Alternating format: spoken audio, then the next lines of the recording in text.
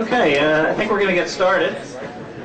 Well, I'd like to welcome you all here tonight to Prior Cashman. My name's Jim Kleiber. I'm wearing a couple of hats tonight. I'm the chapter chair of the MIT Enterprise Forum, and I'm actually also a partner here at Prior Cashman. So it's great to see you all here. I want to just make a couple of sort of organizational related announcements before we get started with tonight's program. First thing is that we have a couple of great events coming up in the coming months. In fact, this season, this spring and the upcoming fall, are really sort of more jam-packed with events than we've had in a couple of years, and that's due to the efforts of our programming committee, the chairman of which are here tonight, Richard Reisman and Ben Boissevain, who's here somewhere. I don't actually see him. Nope, he's in the back. I see him. He's waving his hand. So I want to make a plug for a couple of the upcoming events. We have a cloud computing event coming up on April 18th. We have a FinTech event that's coming up on May 1st. And we actually have 2 June events, at least 2 June events. We're going to have a Big Data and Bioscience event on June 7th, and we're also doing a Digital Success in the Big Apple event with the New York Technology Council on June 19th. And also, sometime in either May or June, we're going to have a membership meeting to talk about brainstorming for events in the upcoming year. But we also have a whole lot of stuff planned for the fall as well. We have at least 2 events planned in September, a tablet event and a bioscience fireside chat event, which is going to be a joint event with the Licensing Executive Society. Also, I want to make a plug for, I don't actually see her here, but Wen Tang, who's going to be here, I think, later, is our volunteer chairman. So if you're interested in getting more involved with the MIT Enterprise Forum here in New York, I definitely encourage you to talk to her or to talk to any member of the board. We all have these sort of red stripes on here, so we'll happily take your name and information. And now I'm just going to introduce Steve Brotman, who organized this fantastic event and put together this really amazing panel. So we're really looking forward to the event. Thanks very much, Steve. So I'm also on the board of the MIT Enterprise Forum, and these are exactly the types of events that make the growth of the New York entrepreneurial community what it is. And I was just actually in Chicago a few weeks ago, and the Valley a few weeks before that, and it was the first time that I heard people in the Valley say, wow, New York is really coming along. It's a place to invest. And then in Chicago, I heard from them, wow, if only we could be as big as New York. And so that's and I think one of the big reasons New York is emerging as a venture capital hub is because of the media companies here, but also the topic of today's event, TV and video going online and social. We're going to talk today about 2 huge trends that I think it's sort of on the periphery, but if you think about how much has changed over the last 8-10 years in both those arenas, where traffic, when Sean Morgan started Critical Media in 2002, video traffic, online video traffic was 1%. It's now 40 to 50%, and even in the last few years, the rise of social media, 6-7 years ago is less than 1%. Nowadays, it's close to 50% adoption, and pretty phenomenal things. And as you see from this panel here today, you'll see a lot of that collision of online video and social media. And I thought it would, we thought that it would be a great opportunity to showcase some great companies and also get someone like Alison involved in our community. She's been at HBO for a while. I don't want to go deeply into her background, but before she was at HBO, I just wanted to mention, she might not, is I backed her company. She left HBO for a company called Flues, and that's where actually we first met. And she went back to HBO and pursuing a great career there, driving the digital platforms effort there as a senior vice president, and I've just always been impressed with her and her insights into the industry. So without further ado, I just want to introduce Alison, who will be moderating tonight, and thanks for coming.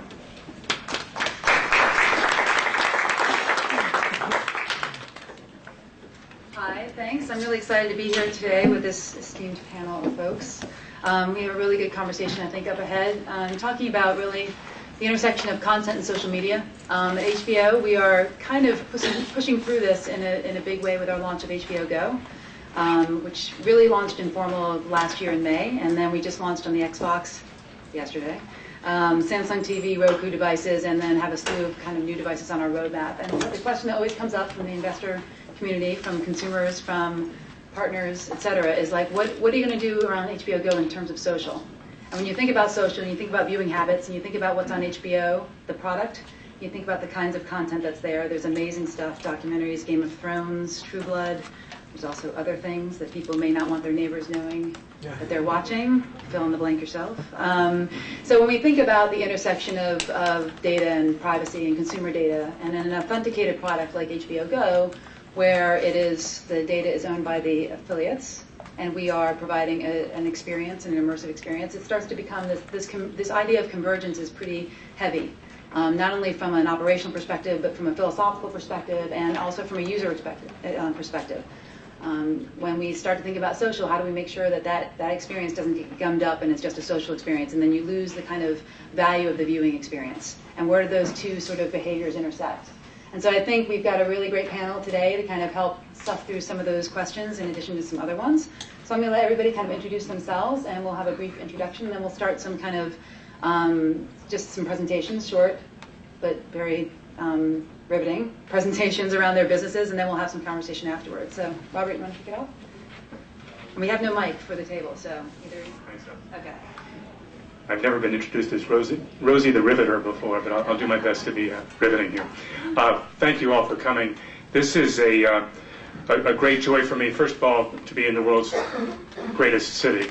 I just love Manhattan, and this view is phenomenal. Beautiful weather. Wanted to thank Alison for the introduction, and Steve Brotman in particular for pulling this together, and Jim from Prior Cashman. My background is bookended with digital media. In fact, it was interesting talking to Steve before this. 20 years ago, just about literally to the day, my company, Iconic, one of 4 companies that I founded in the digital media space, built the HBO video on demand channel for Time Warner's full-service network, working for a young executive named Jeff Bewkes. So it's the other side of that bookend is I spent 2 years over in the UK with a small mobile video startup called Movix, and we built that company to distribute mobile video streams worldwide. At the end, when we sold it to SeaChange, we were doing about 3 million streams worldwide a month.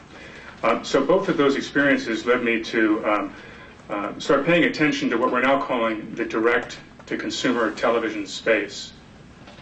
Those of you who have children probably have experienced that your kids are watching television on everything but the television. And those of you who travel have noticed how many people are watching TV shows and movies on iPads and everything in between. The problem in the direct-to-consumer video space is that there's too much. There's too much choice, too much content, too many devices, and too much temptation for consumers to find content wherever they may, whether it's legal or illegal. This leads to a blizzard of choices. So what we've set out at Rings to do is to build a business-to-business platform that enables media owners to control and monetize direct-to-consumer television. We've done this in a patented solution that enables a content owner to create rings, collections, that are automatically generated from their content. It can be library content, it can be live content, it can be promos and marketing videos, and then automatically create 3-dimensional matrices of programs, again, that they can control. So infinitely deep 3-dimensional cubes of video content. These are then made available to consumers in the form of rings. Rings are collections that consumers can make or that are automatically presented to consumers. And This enables consumers to actually begin to watch and enjoy their own personal entertainment experience in a controlled context. So I want to show you just very briefly what Rings looks like on the iPad. So we're playing this live from the iPad right now. We happen to be we're taking a look at True TV here. I'm going to switch over to HBO in deference to our moderator here. We're running over the prior catchment network, and we can always tell if somebody at prior catchment is watching video because it slows dramatically down. But the interesting thing about this collection of channels here that I've created for myself is that it's, as I said before, infinitely deep. I can double tap. I've just double tapped on HBO, and now I'm drilling in to an HBO curated content collection. And again, here in HBO, I can double tap on Game of Thrones and drive even deeper. It's what we call Watch Deeper. It's the ability to enable brand owners to put together these collections that can be supported by advertising and sponsorship, and that can be freely shared by consumers using a simple Facebook share, social graph share, etc. In addition, I'm going to double tap now and go back up to the top here.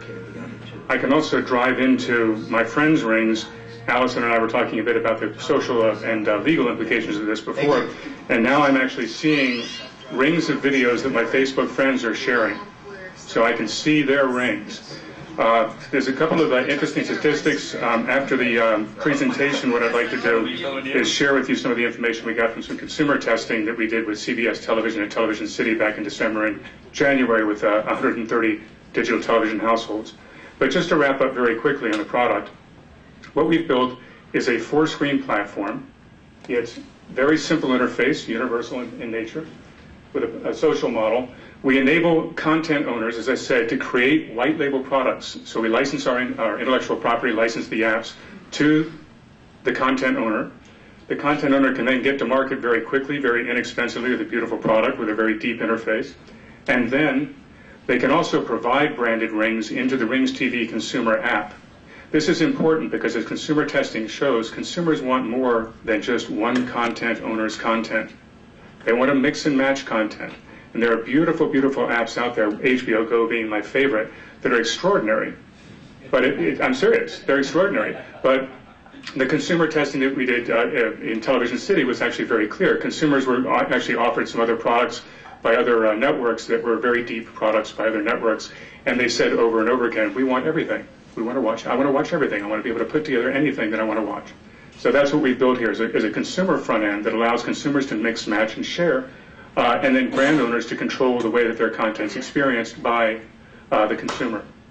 So what this does is this creates a very interesting synergy between, and this is the social part of this, it's what we call multi-channel synergy. So the brand owner on the right has a particular user base that's encountering these white labeled products. The brand owner is able to promote, socially share, distribute these products, even have sponsors distribute and share these products. And then the content owner is able to allow these rings to be attached to consumer products and shared freely through the social graph of the user. What this does then is it drives traffic back to the content owner. So again, it's this virtuous circle that drives eyeballs, it drives revenue, and most importantly, it drives analytics. The analytics, the analysis, the insight that we can get over what consumers' media adjacency choices are is extraordinary and revolutionary. The ability for a network to program against known media adjacencies of non-PI, non-publicly identifiable information is an extraordinarily powerful tool. So in closing, Rings has built a business-to-business platform. It's universal, social, and measurable. We're delivering really two benefits. For media owners, it's control, cache, and eyeballs. And for consumers, it's a very simple interface that works the same on any device, and it allows them to organize and share and play with their content any way they want to. Thanks very much.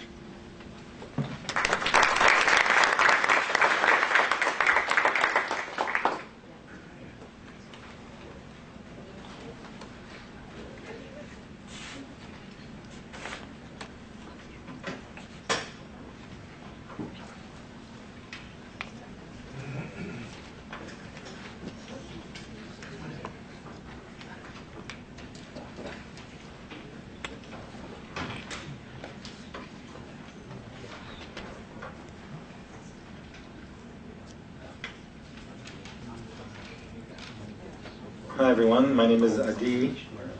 I'm with YouNow, and give me just a second to make sure we're connected to the network, and then we will start.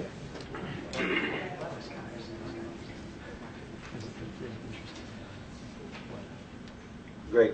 That was a great presentation. Yeah, we come to the social television space from a different angle, from the user-generated media side. I've been in the user-generated media space for the past, I'd say, 12 years. Co-founded the world's first online karaoke that got sold to MySpace at the height of MySpace. Target Spot, which is user-generated and non-professional generated radio ads. That today is the largest audio ad network in the world, serving over 6,000 radio stations, both terrestrial and pure play. And YouNow is a new social television platform. Before we jump into the product, I wanted to give you a little bit of the context and the social forces that are in play around what we're doing and around social television in general. I'll start by saying it's an incredible time. We're at the center of, the most exciting media revolution in a long time. I think Rob's presentation punctuated that. I was at CES this year, and one of the things that you had to notice is all the TVs have cameras on them. So we're no longer just watching the television. The television has the ability to watch us. And it's YouTube is on television, Skype is on television. We'll be able to talk to grandma, and on television's little brother, also known as the mobile phone. But engineers are working today to take advantage of all these cameras, creating applications, social television applications, and that's part of what we'll talk about this evening. So you've all heard of the YouTube revolution. It's very real. It's happening right now. And Jenna Marbles literally has millions more views than a multi-million-dollar show that is out there. YouTubers changed media forever. The personal broadcasting is a big deal. People have been talking about interactive television for a very long time. Choose your own adventure, choose your own ending, chat, vote, impact the television experience. It's really not until the YouTubers came around that television has really become personal, or the television experience, and became two-way. They email with their followers, they ask them to send in photos, and then they show it in their videos. They have polls about what their next video should be. It's no longer the cold cash corporation. TV now has a personality, a name, it's responsive, and it's two-way. So I want to talk about four quick sort of forces that are impacting what's going on in the market, besides the fact that televisions have cameras on them. So the first one is what I called AV everywhere. It's not just in the living room that there's an audio-visual connection to the world. It's right here in our hands. CNN is already doing it with citizen reporting. Soon they're going to be doing it live. Another force that's working in the market is reality television. Reality television is the biggest thing for the past 12 years. It's only getting stronger, and that's not counting all the YouTube channels that are out there, that 90% of them are reality. It's getting nichier and nichier, smaller and smaller, cheaper and cheaper to produce. And I like to talk about this example. I'm from Israel. This is a reality show called Connected that is currently airing in Israel. It's here the producers found a great cost-cutting measure. They fired the cameraman, fired the sound people, and gave the subjects cameras. 5 guys, 5 girls, daily vlog. This is the most popular TV show in Israel, period. Not just a reality show. And not just this year, but in the history of the country. So it gives a little bit about the future. This speaks for itself. We're all addicted to real-time internet. Apparently it comes between sex and cigarettes. And the desire for fame, the desire to reach an audience. Young people today, if you ask them what they want to be famous. And a lot of it has to do with the reality culture, with the YouTube culture. The influence that they're getting is that you can be famous by being yourself. And it's much more attainable than it has been in the past. And that's a force at work. Believe it or not, there's a reality television school. You can go to school to try and get into a reality show. This is here in New York. So we looked at these four trends, and let's look at what happens when these things come together. So we already have voting. This is the 106 in Park app. You can vote during the show about what's going on, about what's going to happen. It works. It's great. This is Into Now. You can chat with other friends. I'm sure, Rob, your app has that ability. So when I'm watching my HBO show, I can be chatting with people I know and people I don't know about what's going on. But soon people will be able to not only vote and chat, they'll be able to jump into the programming. We're all holding these devices that allow us to do it technically. We're all addicted to real-time communication and to finding more eyeballs and more social connections. And in terms of the consumer, this is an exciting ability that is available right now and seamlessly. They're used to stuff that works, that brings the world to them, and them to the world. And this is the next step. So a smart man once told me the sentence: the biggest untapped market in the world is the desire to be famous. What we believe at YouNow, which we're going to take a look at in a minute, is that we're going to see more and more products that are not just delivering utilities of allowing people to go live, but actually geared to selling fame, actually catering to that market, or the illusion of fame. And so let's take a quick look at the broadcast utilities that are in the market. This is a great one. I think it's huge. It has APIs. It's a game changer. It works really well. A lot of people are using it now instead of Skype. Google Hangouts, they've done a wonderful job. And the fact that it has APIs tells us that we're going to see more and more applications come out of it, more and more developers starting to program social media applications that allow multiple people to broadcast together in real time. This Obama thing you can catch on YouTube. He did the best demo ever by doing a Hangout. This is another one, and it's called Bamboozer. It happens to be my favorite in this family. There's a lot of applications that allow you to broadcast from your mobile phone. And the significance of this particular clip is when they shut down all the TV stations in Egypt last year during the revolution, Bamboozer was one of the only services that enabled the West to know what's going on in real time without having to worry about being arrested before you upload your stuff to YouTube.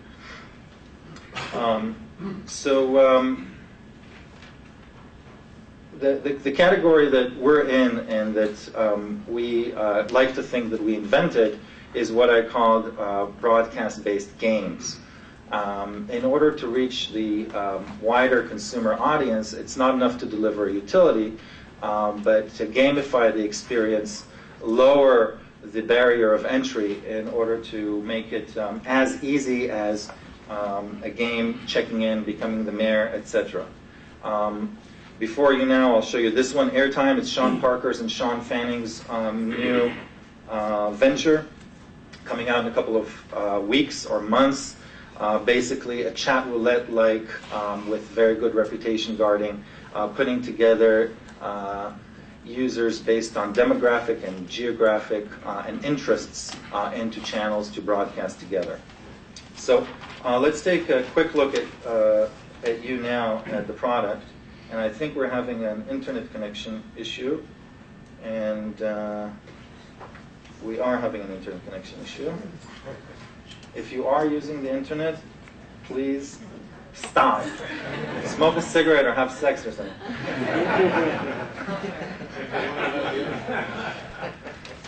Let's let it load for a second.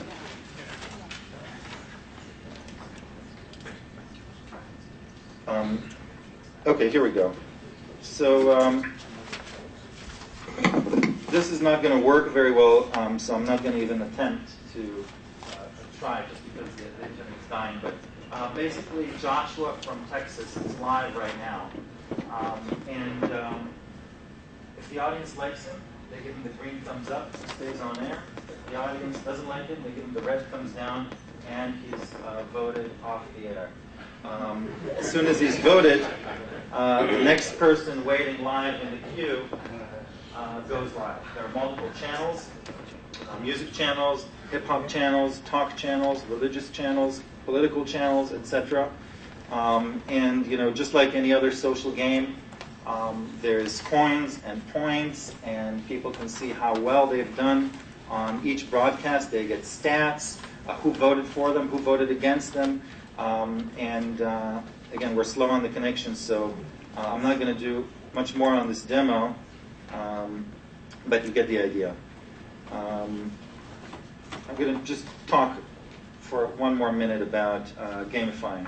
Oh, before that, hard to see the stats, but are all growing. We launched about 5 months ago. 30-minute per session engagement and almost 50% repeat visitors. So I'll just touch on this as an example of broadcast-based gaming. I don't know how many of you know Amazing Race, which is a reality show. 5 couples get assignments, swim across a river, climb a high mountain, etc. So there's 5 couples participating. We're done in 30 seconds. Now you can click on the app. It notices that you're in San Francisco. Your challenge is to finish the burger, a giant burger. You go and broadcast yourself. You get the points, don't get the points, move to the next level. Right now, a game of 5 couples has opened up to millions of users. Simple example. I'm going to end that, and thank you very much. Thank you, Alison. Thank you, Steve.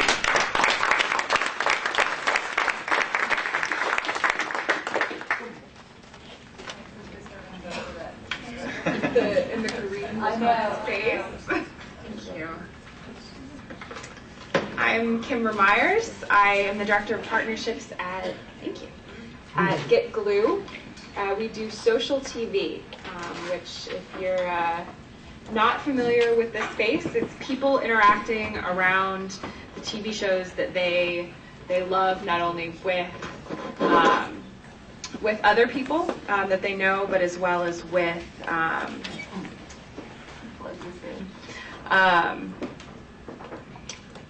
people who are watching the same show. So it's a great way for you to really be social and connect around these things that you love. And I'm going to stop talking for a moment while I focus on plugging in the cord. Bring up.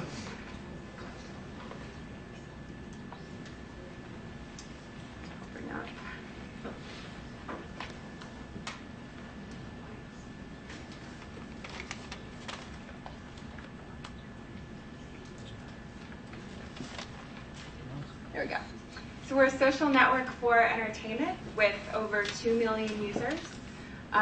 We are focused primarily on TV, but people can also share what they're watching in the movie space, in books, in music, games, etc. You can even check into what you're currently doing.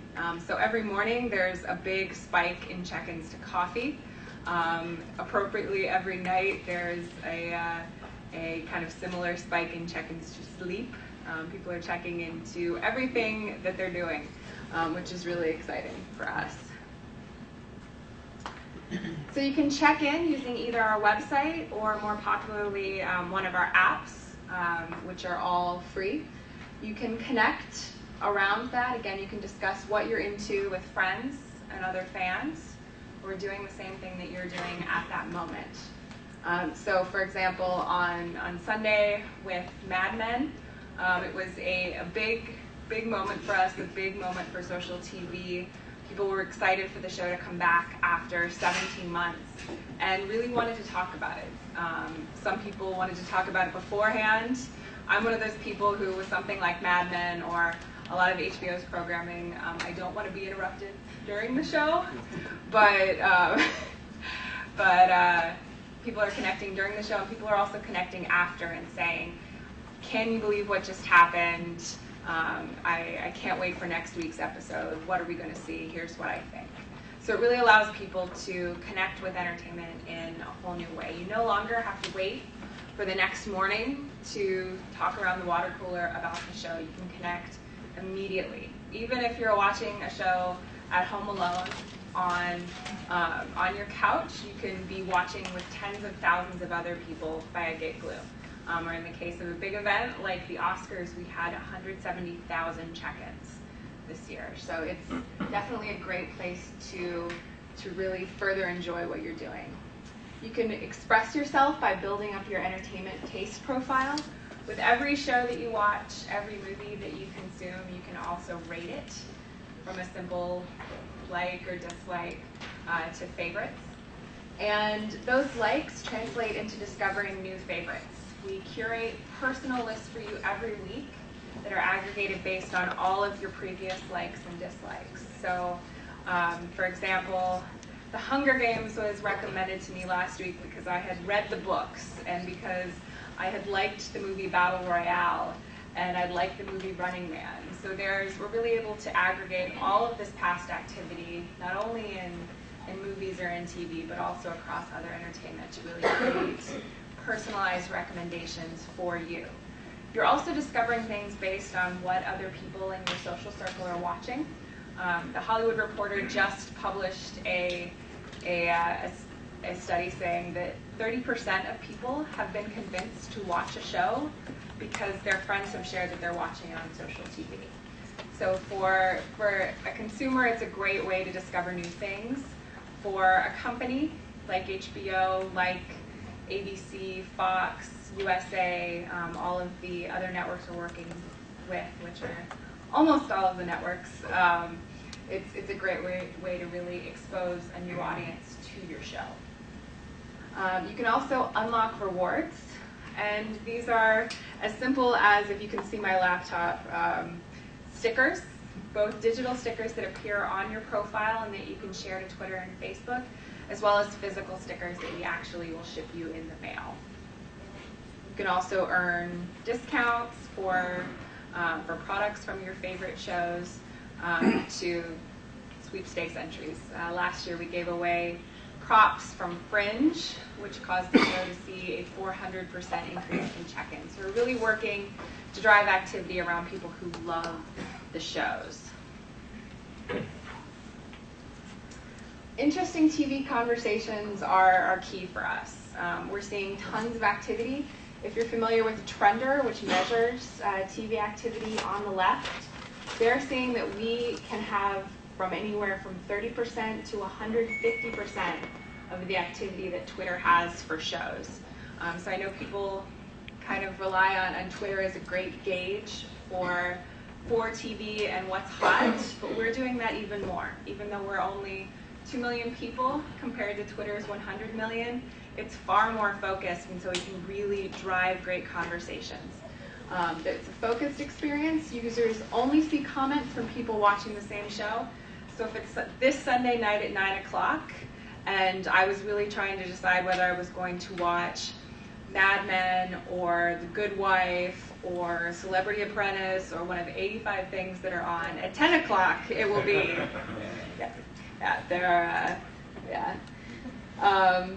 plenty of options, but I don't want to have the other shows spoiled for me, or I don't care, or I don't want to hear what somebody's having for dinner. It's a really great way to concentrate that conversation and focus there. These threaded replies create really solid and organized conversations that are easy to follow, and they're also filtered. We have this great functionality on our site where it filters out just the basic conversations where people are putting in a smiley face or an LOL or things like that. We have this great filtering mechanism that pushes up not only your friends' conversations, which are automatically interesting even if our algorithm doesn't say that they are, but also anything from other people that we've determined to be interesting from the length and the content of the conversation. So the great thing about having 2 million users is that there's tons of activity, multiple check-ins per second during primetime shows, but it's easy for the good conversations to get lost, so we've created this filtering. And finally, just to give you kind of an idea of what it looks like when you're on GetGlue, Game of Thrones, on Sunday, people are already psyched and saying how excited they are to watch the show. They're re-watching, whether it's through HBO Go, on demand, on Blu-ray, etc. People are really psyched for this, and they're expressing that. If you check in now, you can earn one of our particular stickers for the show that does a great job of advertising Tune In on Sunday. And then if you check in on Sunday night, you're rewarded for watching the show live. So between the fact that you can miss out on the live conversation and you can miss out on the sticker, people are definitely driven to be watching their shows when they're live. We're seeing about 35% of the activity is during the actual live show, and over 50% of the activity for a show is on the day that it airs. You can also connect with other fans. You can see who's talking about your shows, like what they're saying, respond, etc. You can also compete to be the top fan among your friends. I'm kind of depressed. I've checked into Game of Thrones, I think like 15 or 20 times at this point, and I'm nowhere near the top. There's a gentleman there who has 112 check-ins. People are I'm a little jealous. Yeah, so you can have the opportunity to really discuss what you're doing, compete with other people. It might, at first, I wasn't really sure. I was like, stickers? Is this going to be as exciting as it is? But adults are really into it. You never get over that desire to collect and compete, which we're definitely seeing, but we also really want to drive that you can connect around these shows in new ways and talk to people. The conversation is really key beyond just the stickers. Thank you very much.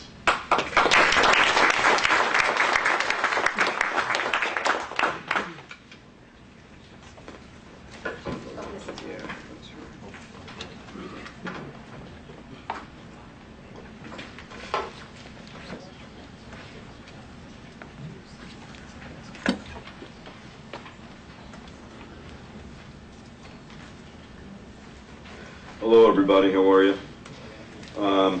It would be great if you could all put your devices to airplane mode. Any takers on that? No? Let me check to see whether that would fit here. Okay. So I am going to test the internet here.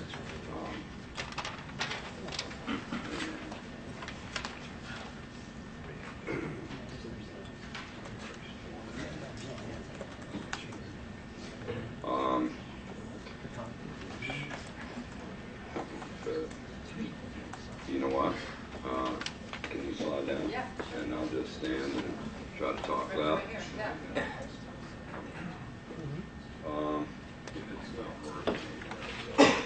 So thank you, everybody. Thank you, Steve. Thank you, Alison. Let me just get started. So I'm Sean Morgan. I'm founder and CEO of Critical Media. We come at this a little different than everybody else here. These are really exciting applications. We're more on the infrastructure side of this. A little background on me. So I founded a company, and this is, I can say, the reason why I launched Critical Media. I founded a company called Screaming Media here in New York. Some of you may know it. It became the internet's largest text syndication network in license agreements with about 2,500 newspapers, and it would empower vertical websites to turn themselves into near real-time newspapers for their vertical. It would help all of our content partners extend the shelf life of their text news, extend their brand into markets they've never been in before, and extend the monetization schedule of their content. But while that business worked, and I sold it for a little over $100 million to CBS MarketWatch, here was the thing. People tend to copy your business as it starts working. You all see it. Maybe that's why people are here. So after we did deals with Gannett and Tribune and hundreds of newspaper groups, startups would go and say, hey, Gannett, I want the same deal that you gave Streaming Media. And Gannett would, of course, say, okay, and do a deal with them. And then Gannett would point them to the same FTP server. They said, okay, well, our text news is up there on that FTP server. So now, Streaming Media and all of its competitors were going up to these FTP servers and getting everybody's content at the same time, positioning syndicators of text online to compete on price and utility of their platforms. And it did not work out well for the content providers. So after the exit, and it was a great exit, you know, I got a little bored and I was like, well, what should I do? I wanted to get back into syndication and licensing and distribution. So I had a big ambitious idea. And that was, I said, well, what's the medium out there that hasn't been organized yet? Because to me, all these newspaper FTP servers, if somehow I own that and corralled all that, and that was my cloud, I could have licensed it out to every startup that wanted to build text content applications. So I said, okay, well, let's get ahead of the game here. And my idea, I said, well, it's big, but let's go out and let's build and own the cloud organizing the world's linear media. Okay. So against that objective, today Critical Media has 200 data centers across 4 continents. We are digitizing 44 hours of TV and radio every 60 seconds, live. 44 hours every minute. That's more video than YouTube gets uploaded per minute. Okay. So all of this broadcast is also ingested and digitized in broadcast quality. And then we make it keyword searchable in real time by every spoken word. And then we're marking up every minute of capture with the entire program grid data. Right? Because the objective here was to own the cloud. Well, if you're going to own the cloud, then let's own all of the various services in all of the various sectors, both across B2B, B2C, and B2B2C applications. Okay? So there we have it. Now, the first platform I launched was, well, actually, I'm going to try to go online. We'll see if it works. Did you all power down? No? Account.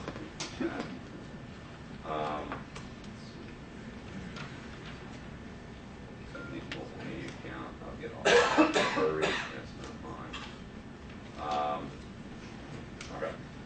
TV4. I want to just show you because some of this stuff that we're doing is a lot of people don't know that it's available in the world. All right. So I need to log in again. Find out. Let me check.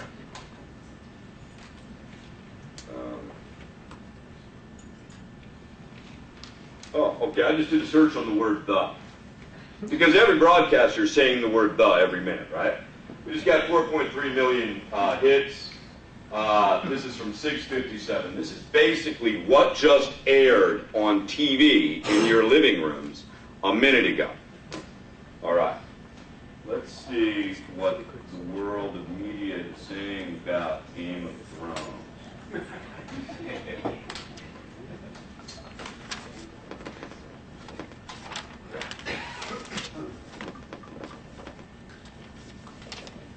151 results. Okay. Entertainment Tonight in Canada is talking about this. Okay, so this platform is kind of like LexisNexis for TV, right? This business already has more than 1,200 subscribers. The client base reads like the client base of Pitney Bowes, everything from the blood bank of the greater Ohio Valley to Intel, FBI, DOD, Obama's office, Cisco, Apple, You know, most every PR firm, McGraw-Hill, HBO, ABC, NBC, CBS, they're subscribers. Business is growing very fast.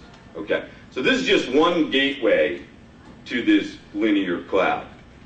So, but I knew that broadcasters, when I started building this, and it was really costly to build this kind of infrastructure around the world, as you might imagine, but you know, I knew that broadcasters were going to want to have access to this cloud to do really cool things with their content.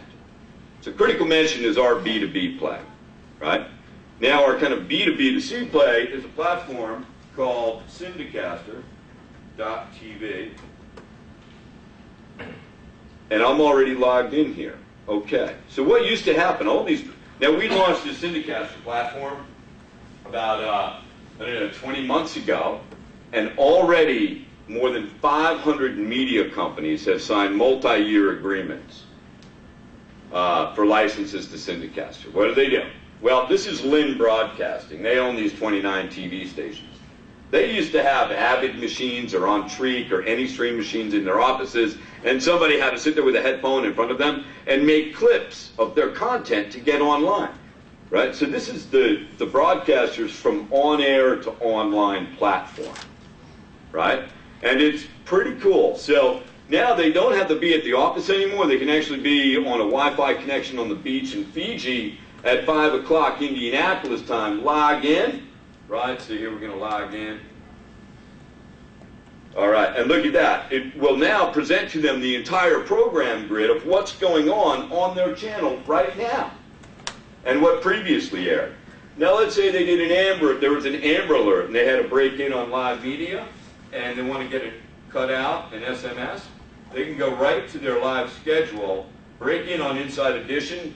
Well, they already did the break in on live TV. Right? Now they can log in here, capture it, and get it SMS out to their community within moments, but that's not typically how they're using it. So let me show you how they do. So they'll go right into their 6 o'clock news. And so what we've also done is we've kind of built the easiest video editing platform. All of the world's audio and video, as I told you, is searchable in real time. All of this TV by every keyword. So we have some of the most robust voice-to-text clusters in our data centers around the world. Doesn't look like people turn their things off, right? No problem. All right. Well, anyway, so here now we can edit.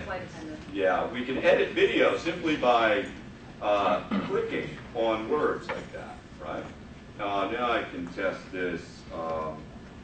Game of Thrones is best new program. Put that right over.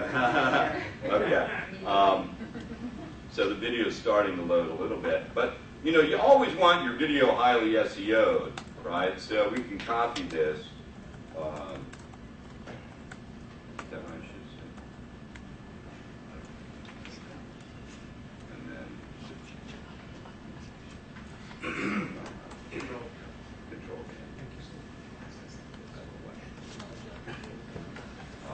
So now, let's say, this will auto-populate their ad tags while they're creating their video, right?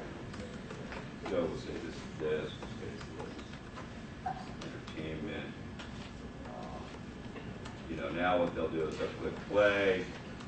They can take thumbnails right here, right? They can do their video editing, do cutouts, things like that. Then they'll come down and they will geotag their clip.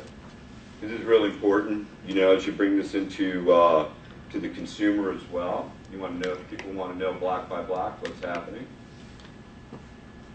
All right, so this happened here. Now they can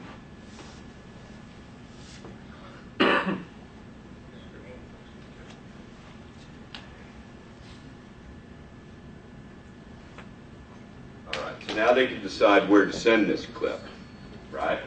So do they want to send it to social TV applications? Do they want to send it into their Twitter feed?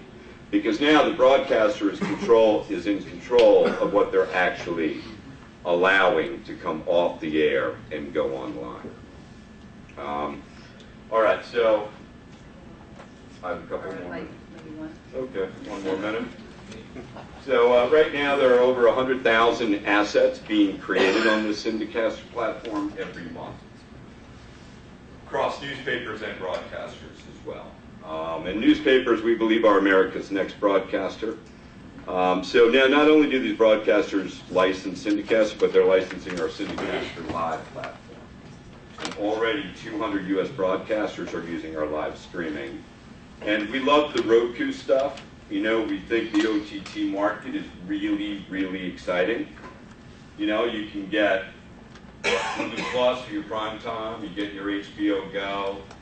What you're really missing in these applications is your local news. Right. And that's what the MSOs need to focus on. So we're focusing on that for them. As we're aggregating all the live streams of all the local news in every market in America, very easy for us, and we're about to announce a deal with some of the largest OTT players. When that box gets turned on, it makes a call to Syndicaster and says, "Hi, I'm this box. I'm in the Albany market." And our systems then are laying up all the newspaper live video and all the broadcasters live news video from that market. Helping broadcasters, you know, did you guys know that only 37% of TV is watched live now? Right, only 37% is watched live. So what's going on with the other 63%? Right? Do you know that the ads that are aired, that you guys air, that any broadcasters air, that are watched, time shifted, if they're watched 72 hours after their original airing, nobody is making money anymore.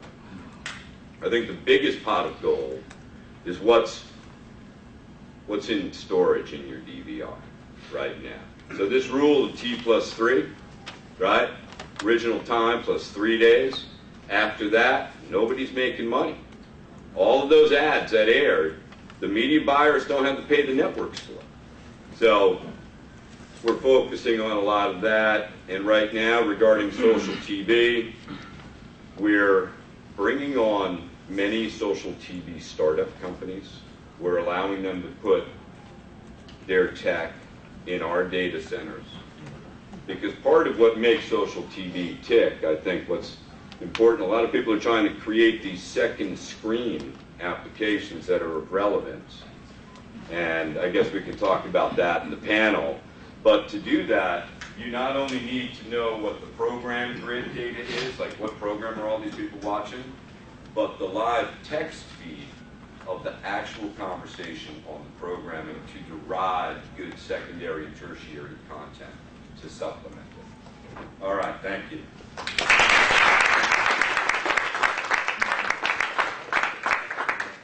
Okay, thank you guys. That was great set of presentations. Thank you, Robert, Adi, Kimber, and Sean. So I'm just going to start with a couple of questions. One of the things that we're, and I know we're on a little bit of a time crunch, but I want to open up room for questions from the group as well. But one of the things that struck me between all of the companies that we've just covered, and this is kind of a little tangential, but the kind of connection points between social and television and content and generation. I mean, some of the things that are amazing that we kind of talk about at HBO is that at which point are some of the behaviors that are being adopted by younger people? I don't know who qualifies as younger people, but some of the stuff on YouNow, some of the stuff on GetGlue, definitely. Creating a ring, you know, thinking about the intersection of social and viewing content, you know, that you talked about too, from the critical media side. Is this a phase? Is it buzz? Is it behavior changing? Is it a shift that everyone's going to kind of adopt? You know, getting people in corporate environments to kind of wrap their heads around, well, people may not actually like matriculate into a 27, 34, 54-year-old kind of persona that everyone knows today. These people are changing their behaviors today about content, viewing, and social. And that's going to markedly change who those consumers are when they have money to spend and when they have families and how they behave and what they do and how they buy consumer electronics and all that stuff. Thoughts? Is it a phase or is it here to stay? And if so, what's the impact? I'll take the first bite at that apple. Okay. So, as I mentioned very briefly, we spent about 8 days in consumer testing lab with 130 digital television households, 18 to 55 digital household, average household income 100,000, subscribe to at least one digital pay television service, and own on average 2.3 connected devices.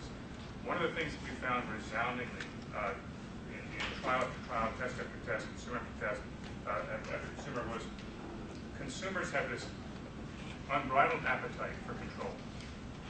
And it's something they've never had before with television, the ability to granularly control their television experience.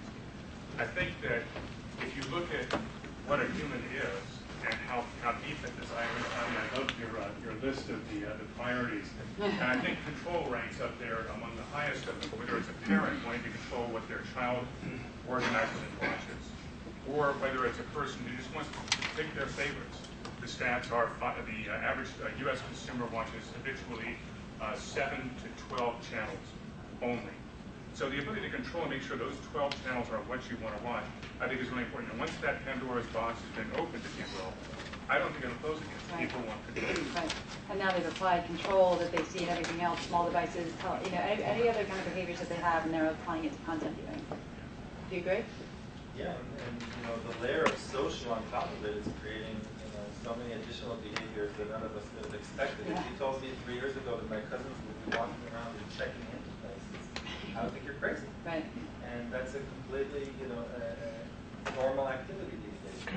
So the enabling technology, the fact that they say in theater the gun was on the table in the first act, it's going to get used in the third act. Well, the technology is there, for all these behaviors that we've seen that affect television, that impact television, whether it's voting or chatting or jumping into the TV experience, and it's not going away. And this new generation was born into communicating through screens, just like we were born into communicating through letters, and then email and phone.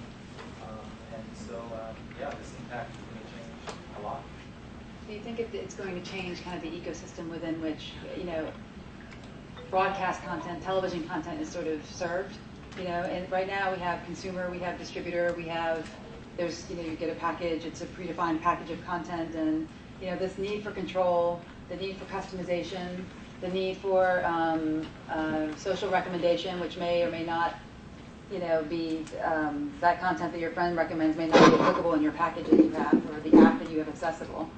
Do you think it's going to make shifts in that kind of industry and ecosystem?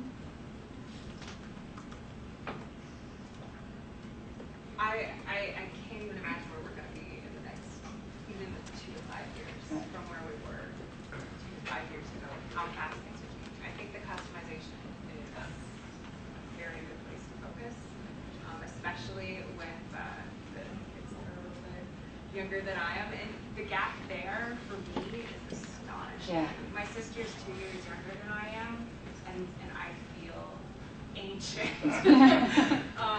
But it's, I think we're going to have to be, everybody's going to have their own make sure that they are providing a product that people want to use. And I don't think things, especially being social around TV, is going to go away. I think we're going to have to find technology. It's been there since the advent of TV, whether it was people talking around the water cooler or message boards in the 90s or Facebook or GetGlue. People can't stop talking about these things that they care about. Sean, you were waiting? Yeah, I look at the market. We're speaking to an ungodly amount of, social TV app building companies. Right. And then we also are speaking to all of our clients who are all the broadcasters. And I see a highly fragmented market building up. And I'm also seeing lots of deals and investments getting done in these small startups. Right? So monetizing the consumer for us is not something, we don't know how to do it. I mean, I'd be very scared of the fragmentation as you build an audience and do all that, because there's so much going on. And, if I'm a consumer, I usually want one app. I want to learn about one app. And, you got everybody trying to, stuff an app down your throat, and I'm on ABC, let me open up that app. I'm on HBO, let me open up that app, So I'd be more focused on, how is there, because broadcasters are going to want some ownership of this. They don't like all of this fragmentation across all of these apps, and God knows how many deals you're doing just so you're in each one of these apps and you get your way, Right. But what kind of, I don't know. So they're called, it's not All the metrics cross-platform, too. it's cross-app. Right. It's not cross-platform, it's cross-app applications. Who's the aggregator of the app? Right. No, I think that's an interesting. It reminds me of the late '90s when you open up your PC laptop and there was like everyone wanted desktop residency. I launched a website. I want to launch can you get me on the desktop? Can you do a deal with it, Dell and get it on the desktop? And it's like now you open up your iPad and it's just app after app after app. And so from a consumer perspective, it's a lot to kind of figure out how to navigate. And these discovery apps have launched like Manhattan on the content side, things to kind of help you sort of process the Yahooification maybe of content search on iPad. But I think it's consumer confusion, and also on the business side, the metrics that allow you to kind of make whole whatever that fragmentation is, how you make up the goods in terms of the revenue expectations and monetization too, in a fragmented world. And those metrics aren't solid yet. We've been having some of these discussions because we have so many licenses in our clip syndicate business. We have like 500 American broadcasters. It's like 70% of them. When you bring them to the table and they're like, well, gee, Sean, you own that critical mention thing, and you treat it like, you need a password. You get in there, and we get it. We're even subscribers to it. But they're like, can you picture a day where you might let critical mention be turned on to the consumer? Right? And let every consumer in the world go and search the world's live TV. Yeah. Right? Every channel, every country in real time. Or build their own playlist. Geez, I want to get alerted every time juvenile diabetes is mentioned. Okay, hey, that's a great consumer application. Why isn't that being monetized, right? Or, hey, this Game of Thrones, I'm watching it. Oh, I want to email this little clip to my buddy. They go to this app, they find it, and they edit it, and they're only allowed to take a 30-second piece of your stuff. We give them. I know, fraught with copyright issues. Yeah. But hey, what a great way, because this is not necessarily about empowering conversations around your content with the people that are viewing it. Right. This is about how do I get more viewers right now into my stream? Yeah. So letting people take that 30-second clip and put it on their Twitter feed and say, hey, I'm watching this program, it kicks butt, click on it, and bring them in. So I think content owners need to change their contracting processes with all their second and third party providers to allow you guys to monetize social TV. Yeah. All right, that's all I got. I'll be dead before that happens.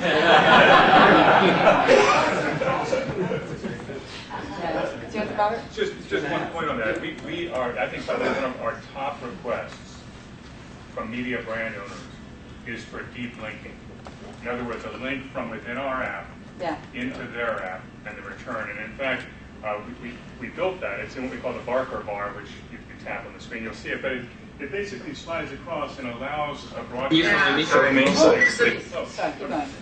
Anyway, it's a Barker. If anybody's a television guy or gal, it's a Barker channel. And it's a Barker channel that lets a broadcaster insert a message that's range specific, audience specific, geographically specific, that links them into the media owner's app.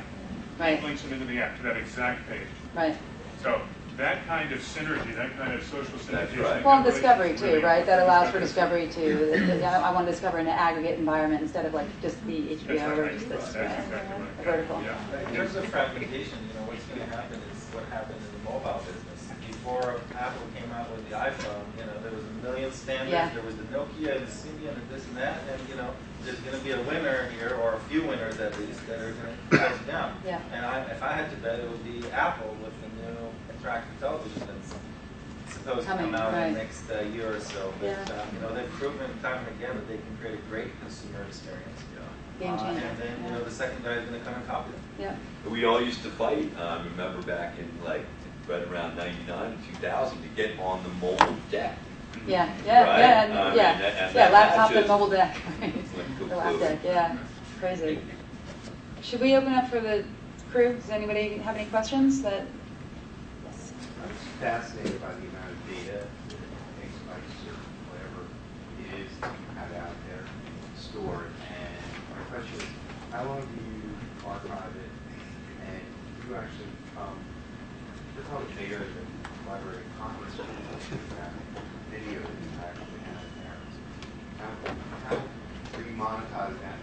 Certain amounts get stored in perpetuity, certain amounts get purged after 90 days, certain amounts get purged after 30 days, depending upon the monetary value of the content in the archive. But we do keep in perpetuity, which we're not yet sure how to monetize, but we have a 7-year archive of TV text. You like that? That's a McGraw-Hill-Lexis Factiva discussion along with all of the broadcasters, but it does allow for deep research in the political category, in the debacle category, in the catastrophe category. But, you know, I'll tell you this, like we even have a client, I can't tell you who, but they said, can you pull out a 10-year archive of every time my company was mentioned with the word bonus?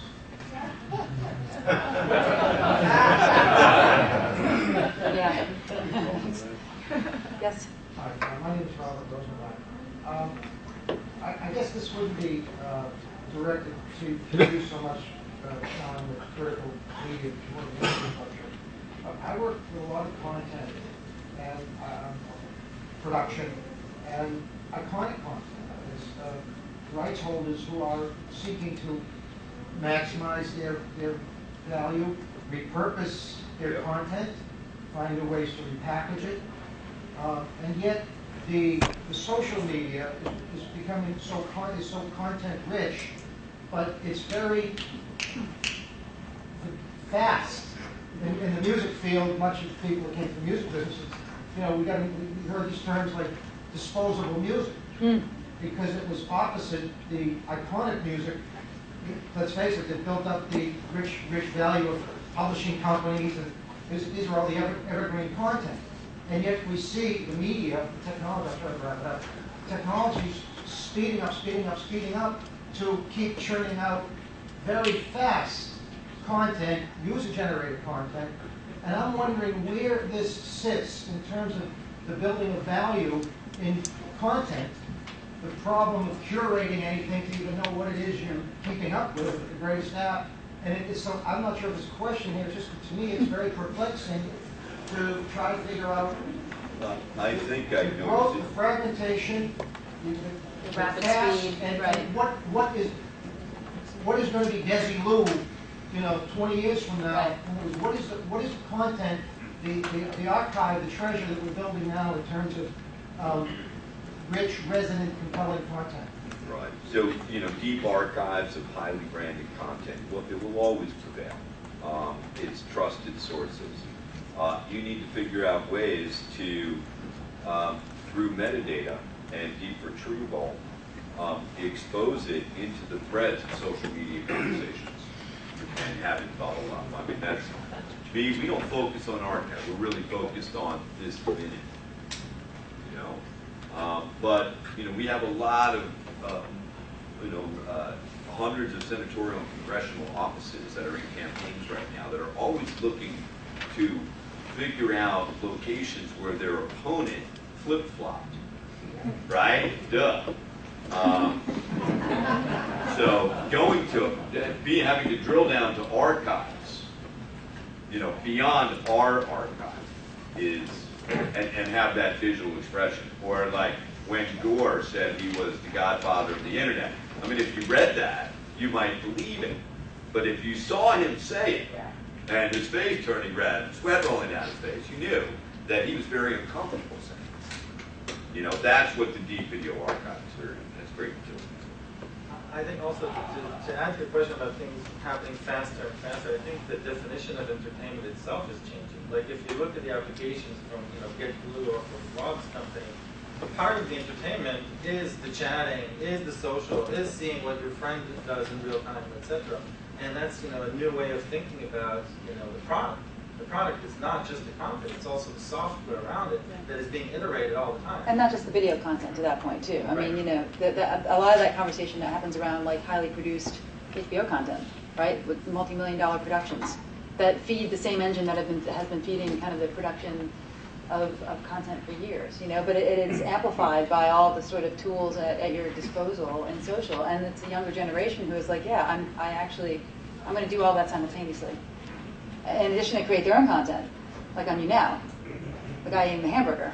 Oh, that wasn't that's disturbed me, obviously, but yeah. But that's like an incredible. Rob and I were just talking about how addictive that was to go to your, YouNow channel and watch that guy like wait for him to be thumbed up or thumbs down.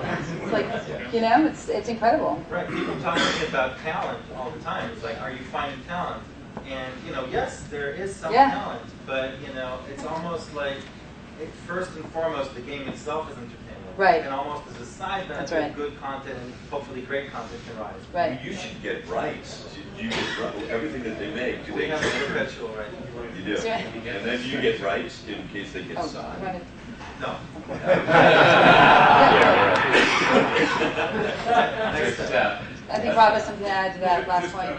Wanted to come back, Richard, to your question. I think one of the untapped gold mines out there is this idea of, I've got a daughter who's now 20, she used to listen to something called, now that's what I call music. And these were compilations of songs from different artists, different publishers. The ability to see what consumers are creating, and we didn't get into some of the features it brings, but the ability for consumers to create a curated collection from different publishers, to use your word, different media owners, and then share that, and then, as in GetGlue, compete to see whose rings get the most views, whose rings are the most widely shared. It begins to bubble up some very interesting, you can call them cultural artifacts, you can call them actually a compilation. They're actually very powerful. It's the metadata of content, the metadata of entertainment. It actually becomes very, very powerful from an analytics standpoint for the media owner, as I said, but also very compelling, something to watch. Okay. Early bootlegs of the Beatles, they were playing in Sweden or something, and John Lennon everybody screaming, John Lennon, shut up, this is Smokey Robinson. And in other words, at the time they didn't know it. They said, by the way, this is Motown, And isn't that just what's happening now? Someone's turning someone on to something. Right. Yeah, good And point. they get curated from it so much. Good point. Yeah. Sorry, I'll get you next. Yep, I see it. Yep. Actually, him in the front, but you are next. I'm sure. That's all right. I saw you. The whole shout out thing. My question: what role does Netflix have here? Some people want to keep it simple. I can see most everything on Netflix, and DVR the current stuff, so I can see. A lot of people, we're talking to defendants here, but the average guy wants to listen. Oh, yeah. And okay. I think you should. Yeah. Yeah. So I'll take that. So first of all, deep respect for Netflix. Netflix is a fabulous business. Apple TV. So we do things a little bit differently, and our trade is we trade the ability for our customers to get analytics and to get to market very quickly with a very social platform for licensing. We don't pay licensing fees, but we also don't run premium content. So we're really promotional marketing videos, et cetera. It's a discovery mechanism right now. So a little bit different than Netflix. I think that Netflix is run into some economic problems. They spent several $1 billion licensing content, and now they're shifting to something called ad-supported VOD. We've actually built rings, so again, I didn't get into the product, but every ring has got 3 adverts. So when those rings are created, when those rings are shared, et cetera, it's basically ad-supported video on demand. You've got the ability to monetize every ring, and that's where I think Netflix will go as well, looking for ways to monetize, to remonetize video on demand, find ways to add revenue against that expensive licensing. So some form of call to action capability There's all within. manner, yes, absolutely. There's all manner, everything from merchandise to collections, yeah, Sponsorship. Yeah, sponsorship, exactly right. Sponsorship. So every teenager who has a computer can get a website and they can do webcasting, right? Where's the marketing support to support this 100 or 200 or 300 million kids who can make a webcast? It's called their parents. That is the marketing support, honestly, but that was off the cuff. Besides the 5 guys behind the panel. Yeah, Where's the marketing support? Yeah. Well, first of all, there's crowdsourcing going on by definition. So right now there are those, hundreds of thousands and even millions of people uploading clips to YouTube. Yeah. But only 50 or 100 of them really get to the top of the daily views, et cetera, et cetera. So there's crowdsourcing at work in real time. On our site, it's the thumbs up, thumbs down in real time. On YouTube, it's whatever is most viewed that day, et cetera. So it's the survival of the fittest, and the more better content will rise to the top. That's part of the marketing. It's the same thing in the App Store. There's Right. hundreds of thousands of developers. Only certain apps get up there. Okay, I think we have, Steve, time. One more? One more, okay. This question's for Addy. Addy, just want to get your thoughts on any technical limitations you're working on to solve or looking for the marketplace to solve that's preventing a more immersive, interactive, and social experience between different users? So we're working right now on adding multi-user broadcast. So if you are voted up, you can invite anybody else who is around to join you, or a few people to join you in order to make a more social experience. There's not huge technological barriers for that. So I'd say, we're in general in a world in which the technology barriers are shrinking and shrinking. We all know that. It's more about, the application, the creativity, the program, the social features. And so, challenge is just, time and money and getting there faster and doing it faster. So I hope that answers your question. Okay, I think we are officially out of time. Are we out of time? We could go all, this could be an all-night session here. Okay. So the all-night thing, you're killing me. All right. You got like a quick question? So we come back to the same thing. That's a yes. Advertisers don't pay for this. They're the real investors, and they want measures, and there's no measures for all this stuff. Right. How long is it going to take to come up with industry-accepted measures? And the company's going to be able to survive on that, to see through that. Very good question. Short answer to that is a long time. I would actually respectfully disagree. I think there are measures out there today, IAB and other measures against video. And the ability to measure is unparalleled. The amount of data that we can get and deliver to advertisers that they can use to make actual decisions on buys is extraordinary. So if it's a question about standards, those standards actually do exist to a certain extent, and every year they get more complete. But also the amount of data, the specificity of the data and the relevancy of the data is extraordinary. When I hear about some of the information that's been shared here on the panel about the knowledge that GetGlue has, for example, Kimber's data on what people are watching, when they're watching, how many percentage, 30% of the live views on a show, that kind of information is extraordinary. That tell me as an advertiser how many people went to the school and what my cost. Well, we can do it in rings. We can tell you how many people watched your video, watched your sponsored ring. We can tell you a lot about those people.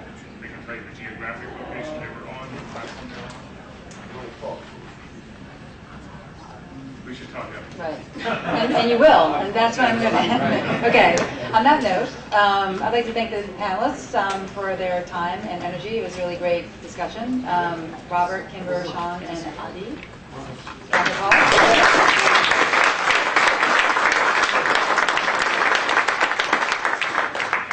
No cocktails next door. Thank you, Alison. Thank you.